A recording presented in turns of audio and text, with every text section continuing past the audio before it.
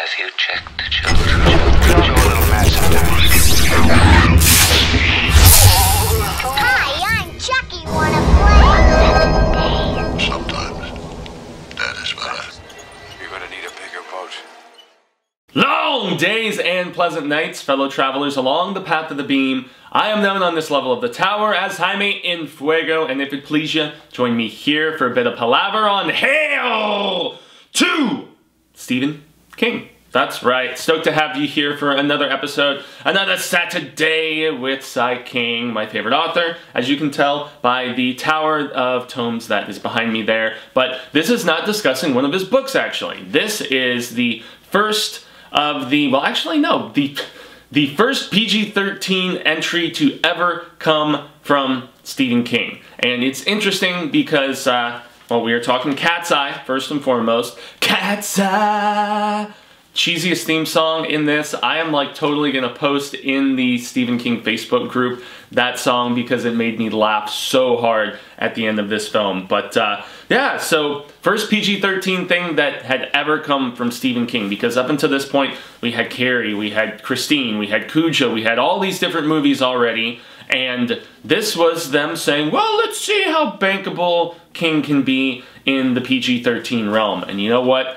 There was not another PG-13 Stephen King film. This came out in 1985, in April 12th, 1985. So it just received its 35th anniversary, just celebrated that. But we didn't get another Stephen King PG-13 thing until, I believe it was, oh boy, goodness. I want to say Hearts in Atlantis, yeah, with little Yelchin, rest in peace, and you know, yeah, exactly. Anthony Hopkins. Sad to think about Yelchin. He was one of my favorite little actors. But yeah, so this was another one from Dino De Laurentiis. And Dino De Laurentiis, in the 80s especially, like, he was really just a noteworthy name for not just Cy King stuff, but just genre filmmaking in general. He did, like, the second Evil Dead movie. He did Army of Darkness as well. Various other things. But for King, I think he did, what all was it? So he did Dead Zone, he did Firestarter, he did Silver Bullet, he did Maximum Overdrive. And then 80s, he paired up with Stephen King a ton of times for stuff. And this was directed by Lewis Teague, who had also done Cujo previously, just a couple years before, also had done Alligator, which I think is underrated as far as creature films go from the early 80s. But yeah, Teague was actually brought on late in the game for Cujo, if I recall correctly, and obviously created enough goodwill to, you know, be brought on to do this anthology. And the anthology, it's got 3 different stories in it. And you probably saw little Drew Barrymore, yeah, there she is. She had just done Firestarter shortly, like a year or so before this, and so they're like, hey, let's bring her and have her like be the main just star in our third tale, but also be interwoven into... Okay, I enjoy all 3 of these stories, but this is not one of Stephen King's best in my estimation. The third is my favorite. Second one is I don't know. So the first 2 are from Night Shift, and that's where you have Quitters Incorporated, which was actually later remade, ironically enough, as a feature-length film that I've been wanting to get to for just the resurrection, at least, for a couple instances of films that forgot the face of their father, because there's 2 different Indian films, like the country of India, remakes of Stephen King stories. One is Misery, I forget what the title of that one is, and then the other one was Quitters Incorporated, and that was also remade in the country of India. But yeah, so the first tale, it's funny because the title Cat's Eye is really because so much of this is seen through the eye of this cute little feline who is just basically running from story to story and helps with, like, it's really the only connective tissue that we have in this, is this cat just, you know, meandering around from place to place after the story begins with, you know, you see Easter eggs galore. Cujo chases the cat, Christine drives by. So it's very much like, hey, check it out, guys, this is a Stephen King thing. And I guess that's all well and good, but it's a little hammy, it's a little cheesy in my estimation, which is kind of the territory that King was gravitating a little more so towards in the mid-80s. I mean, he was about to do Maximum Overdrive, and everybody knows that infamous just movie trailer that he did where he looked like coked as all hell and he was just like, I'm gonna scare the living hell out of you, or whatever it was. I'm paraphrasing, obviously. But yeah, it was veering into the self-parody territory at this particular point, and I don't necessarily think that those two cameo Easter eggy things at the very beginning of this necessarily help with seriousness in this case. But so after the cat, you know, makes its way and, you know, past those two, you know, potential threats, it gets picked up by this just slimy looking, almost like pseudo mobster dude. He's like, oh, stray cat, I'm just gonna take the stray cat. And the stray cat goes back to this office building, which is where James Woods' character, who's trying to quit smoking, ends up. And this is most def the silliest of the stories. And that's just based on premise alone. I mean, the short story, it's alright. It's definitely not one of the most memorable from, you know, Night Shift for me, which is still easily Stephen King's best and most iconic collection of shorts. There are some who agree otherwise, and as I always contend on this program, art is subjective, and, you know, some people may prefer Skeleton Crew, or, I mean, for me, Just After Sunset is almost neck and neck with Night Shift, and not everybody would agree with that. Some love Bizarre Bad Dreams. I don't know who loves Everything's Eventual. I guess there's probably some apologists for that out there. But, so, really, he goes to this place called Quitters Incorporated, our Mr. James Woods, who always enjoyed James Woods. He's always fun. And, these are basically mobsters who will threaten you into quitting smoking. So you sign up, you got all the stuff going down, and they're like, oh, we will watch you. And if we find out you are smoking, we go after your family. And he's just like, say what? And it just kind of goes from there. He's staying true and blue for a little while. He almost falls at one particular point. He wakes up like the first night, and he's about to smoke, and he thinks somebody is in his house, and he opens up the closet. And he thinks someone's in there, he's not 100%, and that definitely scares the living bejesus out of him, and he stays true and blue, at least for a while, including one of the most ridiculous scenes in a Stephen King movie that I have ever witnessed. It's where he's at this party, and he's tempted to smoke because everybody's smoking at the party, including his buddy that he's chatting with, and it gets just bonkers in this. They segue into a re-recording of Every Breath You Take by the Police. And yeah, that's a song about obsessive love, and this is a song about obsessive love for smoking and how Quitters Incorporated are watching you. And there are dancing human-sized boxes of cigarettes, and there's people blowing smoke rings, and it's... I mean, handfuls of cigarettes in people's hands. I was watching this with Catherine, and we were both just laughing because it was so over the top. And yet, I know it was meant to be. You know, King was still very much a pretty heavy smoker at this time. It's the one vice that he has claimed that he's never been able to completely kick. He kicked the drugs, he kicked the booze, but he still has the occasional cigarette, you know, a couple of weeks, something like that. He has gone on record in Hearts in Suspension just a few years ago to say this. Maybe he's finally kicked the habit, being in his 70s now, but who the hell knows? He's often said that it's the toughest addiction, and as they say at one point, do you know the relapse rate is even worse than heroin for cigarette smokers? And I have heard that statistic thrown around before. It's just that it's not going to kill you. Like, you know, they say withdrawal from alcohol and heroin are the only two things that can kill you, but as far as just the relapsing and falling back into it, yeah, man, cigarette smoking, it's physically addictive. I smoked for years and years and years, and I was almost like the Automatic Man in that Bad Religion song, man. You know, smokes 3 packs a day. I never got that bad, but I was like 2 and some change when I was at my worst in my 20s. You know, glad that I kicked that, you know. Prolific mushroom trip responsible for that. There's some details for you. But yeah, King wrote the script himself here, okay? So he was responsible for as wacky as that particular scene was, and just the tone of this in its entirety. And we get a cameo from Drew Barrymore as his daughter wearing this awful looking wig. And yeah, that's about the extent of this without spoiling, you know, how the story ends. The short story, yeah, it's okay. This adaptation, yeah, it's okay. It's definitely the most fun of the stories, I guess. But yeah, so the reason that cat was actually taken, though, is because it's used as kind of a proverbial guinea pig or just an example to James Woods' character, so he knows the consequences if he relapses that will happen to said family members. We're talking like torture, and they do it to the damn cat. Even though I don't really like cats, Cecil's the cat lover in this crew, but you don't want to see animals suffer. It's terrible, man. And so, yeah, that's at least what is waiting for James Woods' family if he falls off the wagon and starts puffing again. So that's about it. And then we segue into the cat escaping and ending up as a part of this second story, which is also from Night Shift, and that is The Ledge. And so we segue from New York City to Atlantic City. So we're over in Jersey with the muff cabbage. And really, this is a very simple story, and one that I enjoyed in the written form, much more so than Quitters Incorporated at least. And you've got this aging tennis star who is diddling a mobster's wife. Probably not the best idea. He was her tennis trainer, and, you know, things happen, the mob boss, whatever asshole, finds out about it, and in turn he gives said aging former tennis pro a choice. He can either be killed, or he can press his luck and climb along the ledge, which is very narrow, of this skyrise condominium that dude has, and if he makes it all the way around this ledge, he's like, I will not only let you live, you can have my wife, and you can have, then, this sum of money or whatever.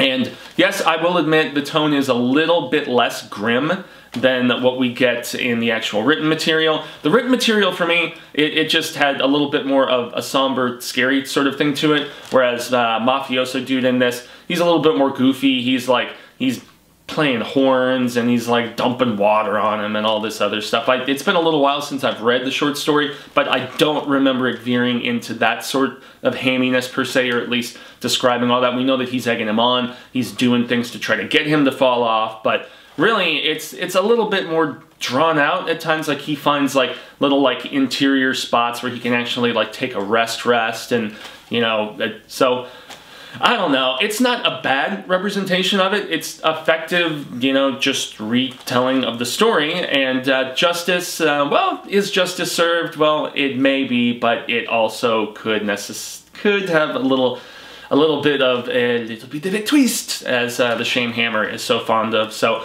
I don't know. This is a stronger tale. We go from really goofy to moderately goofy, and then in our third and final story is where we really get to something a little bit more serious. And I'm trying to remember if there's anything that I forgot. Oh yeah, there is a little Easter egg that I did want to mention in this, because so Quitters Incorporated was original to the short story collection, okay? However, The Ledge was actually originally published in the July 1976 issue of Penthouse, and so it was republished in Night Shift. But it's funny because there's a scene where Penthouse magazine, which was from my understanding, the more extreme Playboy. I don't know, I've not really much experience there. But yeah, King had a few different stories published by those men's magazines in the early days, and so that was their little nod to that. It's John Candy's favorite magazine, if anybody has seen Splash. So there you go. Our last story is definitely the strongest. It's definitely the most interesting. And this is where we finally get the payoff for the weird visions that the cat is seeing, because at the very beginning of the film, and I'm sure when King was all blowed out and writing, he's like, oh yeah, this is good, this is good, this is good. The cat sees a vision on a mannequin of Drew Barrymore's character say, you have to help me, help me, help me. So this cat somehow gets from Atlantic City all the way down to Carolina to save this kid. It's really, yeah. Anyway, that's quite a journey, kitty cat, and I'm proud of you. You've come a long way. That's like some homeward bound shit or something. But yeah, so this is really the fulfillment and the time for this cat to actually do something, as opposed to just being almost like, the torchbearer at the Olympics, going from spot to spot and just, just carrying things in some sort of connective way. And yeah, man, it's my favorite of the three. And yet it's still one that feels to me like something King wrote for his kids. Probably, Naomi, his daughter specifically, because we know that around the same time he had done The Eyes of the Dragon for his kid, and he also, a few years before, had been inspired to write Pet Sematary because of stuff with his kids. But, that definitely being far darker territory, this feels like a bedtime story that you would tell your kid. Your kid wants to sleep with the cat in the bed because, General, as this cat is called when Drew Barrymore's little girl decides to adopt it, because it just shows up at their house for whatever reason, very intuitively. She's like, General, I want General to sleep in the bed with me. And the mom is like not about the cat. The dad's just like DGAF. He doesn't really seem to care either way, but he thinks the mom is acting a little irrational, but she is like dead set. She's like, no, that cat's filthy, it's a stray, blah, blah, blah, I don't even want you to keep it, which is a little bit different actually than in this big bad boy, as I will, boy, it's always tough trying to figure out where the hell I'm gonna set stuff when I'm doing these reviews. But yeah, this is something called Screenplays. Look at that big bastard there. And this is another from my beloved Cemetery Dance, and it's actually pretty dope because of the fact that this reprints screenplays, Screamplays is what it's called, but it reprints screenplays from Stephen King, Richard Matheson, Harlan Ellison, Joe R. Lansdale, who did, oh boy, the Bubba Hotep stuff, which is pretty fun, Ed Gorman, and Richard Lehman with an introduction by Dean Koontz. But the thing that's especially dope is the fact that it has artwork by none other than, what is this homie's name? Because Glenn Chadbourne, yeah. And Glenn Chadbourne did 2 King collections that I adore, which are called The Secretary of Dreams, if I remember correctly. So I'm trying to find them on my shelfie. Yes, indeed. And just the style of the artwork is very, very rad status in that. But so in this, we actually have like the script for General. And so look at that art. That's pretty cool. This story is essentially about this weird little like troll bastard that comes out of the wall. I actually must say I like these illustrations in the script, maybe even a little bit more than the interpretation that we actually get on screen. But the script, as I reread the script for the first time in a little while, right after rewatching Cat's Eye for the first time in a while, I actually kind of, I don't know, it's very apparently R-rated with some of the language, with the fact that it's described a little bit more violently. I don't know, but beyond that, it's a very simple story. It's about the fact that this mom of our main character, Amanda, played by none other than just little Drew Barry. And yeah, so the mom is like, my mother said that, you know, cats will steal the breath from little girls' mouths and stuff. But lo and behold, it's this little troll mofo that is trying to actually just, you know, escape from this little hole in the wall that it makes, almost like a little portal at night. And it's trying to come and steal little Drew's breath, as you can see right there.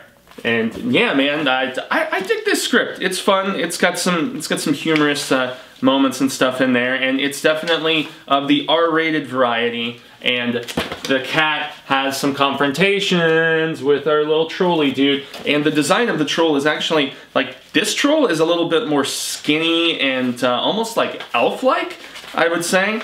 But yeah, the troll that we actually end up getting in the story itself still has a pretty cool design. It's very much of the ilk of stuff that, I mean, about this same time we got Ghoulies, shortly thereafter we got Critters. I don't know if we'd had Munchies yet, but Gremlins had definitely happened already. And so, yeah, this particular troll looks just a little bit, you know, taller and, you know, almost more like Goblin-esque maybe, I guess I could also contend. And, yeah, the design in the actual film, he's like a shorter, like fatter little guy, and he's got these, he's wearing this hat with these little bells on the end. He almost looks like a little jester troll of some sort, you know, and like he's also been eaten well. And but beyond that, the confrontations with the cat are actually, they're cool, you know. This is the most fun story for me out of all of them, and it also being original to this film. It was never actually published as a short story previously or anything like that. It was specifically for this, and as I mentioned, even if the screenplay seemed that it was originally pretty R-rated, I mean, there's F-bombs, there's like it's described as a little bit more violent.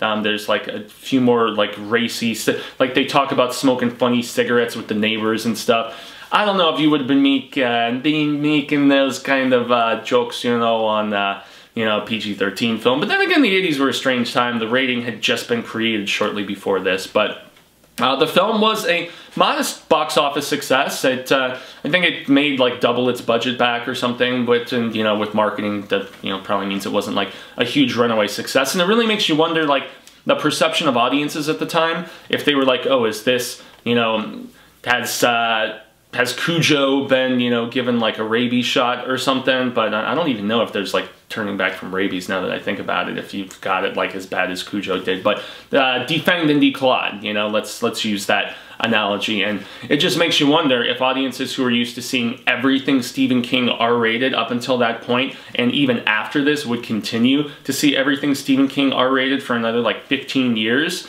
Yeah, was this a successful experiment? I don't know if I would say one way or the other. It's very much one of those mid-80s, middle-of-the-road Stephen King adaptations, but I do really like the story general. And yeah, as goofy as the other two stories kind of are at times, ironically, this one is... this hits the most seriously to me, and it's the one that actually, as far as the design of the little troll, which is cool, the way the fight with the cat is actually shot, the couple that we get, they're both pretty dope. They're a little bit more aggressive than you might have thought they'd be, and Drew is a little cutie, she's endearing, and I mean, both of the parents are very stereotypical parents, you know, especially in this, you know, sort of 80s fantastical situation, especially once because they're naysayers. They're like, no, the cat did this to the bird, that so on and so forth. They are haters, they are in denial. They eventually realize what's really going on, and they handle it in traditional 80s parent fashion. Deny, deny, deny. Or like, hey, let's just go to bed and forget this even happened. Let's not talk about this afterwards.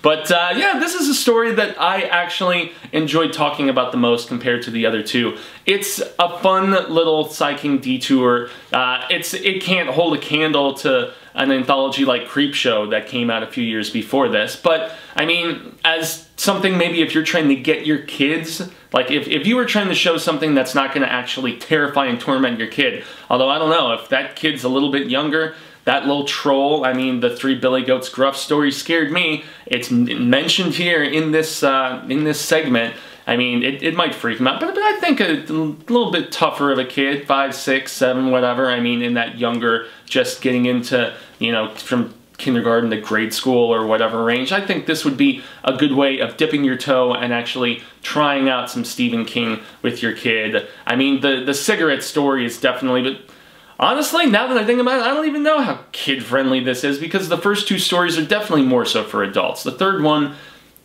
I don't know, bring your kid in and just show them general, maybe. Yeah, so that's my thoughts for the 35th anniversary of Cat's Eye, Cat's Eye. I'm totally posting that song. That shit is so funny. But yeah, that's about it for today, everyone.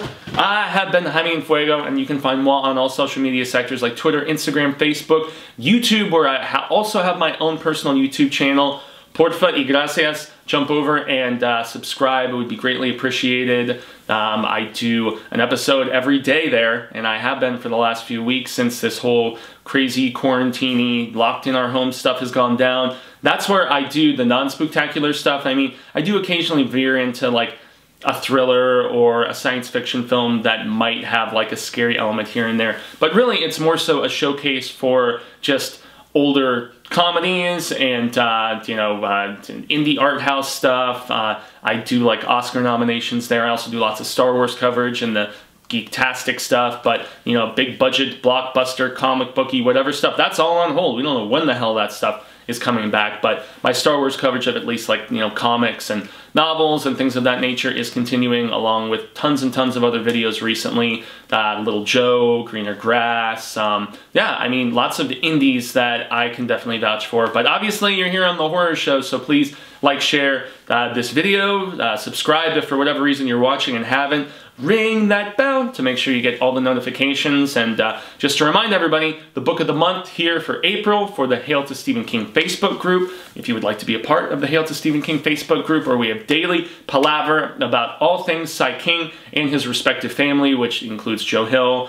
Sometimes we get some Owen and some Tabby in there. But the book of the month for that Facebook group, please go over and join if you would like to share some of that palaver. Right over there, Skeleton Crew, which celebrates its 35th anniversary in June, but there's also two other books that are celebrating special anniversaries in June in Rose Matter and Finders Keepers. But as voted by the YOU the Ka-Tet over there in the Facebook group, Skeleton Crew is getting reviewed just a little bit early. There's lots of great selections in there, from The Jaunt to The Mist. The Reach is a heartstring puller that I really enjoy as well. So also I think The Raft is in there too, and The Raft is badass. Talk about anthology selections and stuff, everybody. But yes, and also a reminder that this Tuesday, April 21st, we get a new Stephen King book. It is a collection of 4 novellas, not short stories, as there has been a misconception about. It's 4 novellas. So this is the same approach that we had in different seasons, 4 Past Midnight and Full Dark No Stars. So it's 4 larger stories that are, you know, lengthier than a short, but not quite big enough to be a novel. There's The Return of Holly Gibney, and from what I understand, another character, quite possibly someone from The Outsider. We will see. Everybody loved the hell out of The Outsider. I dig it a lot. We are finally going to be filming a review of that short series, the event series, I guess is what they call them. I think we're finally doing a remote review because we can't really get together and film properly. We're trying some Skype stuff. We're trying here at the Horror Show, guys. It's one thing if Cecil's filming at the Horror Show studios by himself. It's another thing if I'm here on the King set myself. You know, we're self-isolating, or whatever the term is, but we are still trying to chuggle it along. But I am hoping to get through If It Bleeds in that first day. I'm gonna powerhouse through it, and I think there's going to be a special midweek Hail to Stephen King episode reviewing that book. So get it on Audible, get it, you know, I wouldn't recommend Amazon Prime because they're not mailing anything out in a timely fashion that isn't essential stuff. I would say go to a Barnes & Noble, or put on your mask or whatever and your gloves and go to like Target, or, you know, a store that still has essential services wherever you are in the world. I'm not sure if it's releasing April 21st everywhere, but, you know, just seek it out, and I look forward to having that palaver with you guys about that next week. So, I've been Fuego, y'all have been Rad Status, and until the Wheel of Ka comes around once more, hasta luego, sin amigos, and constant readers and viewers alike. But I'm hopeful that we get to share more of this palaver sooner rather than later. Until then, stay scared and read Stephen King. This is definitely an instance where I recommend more to read.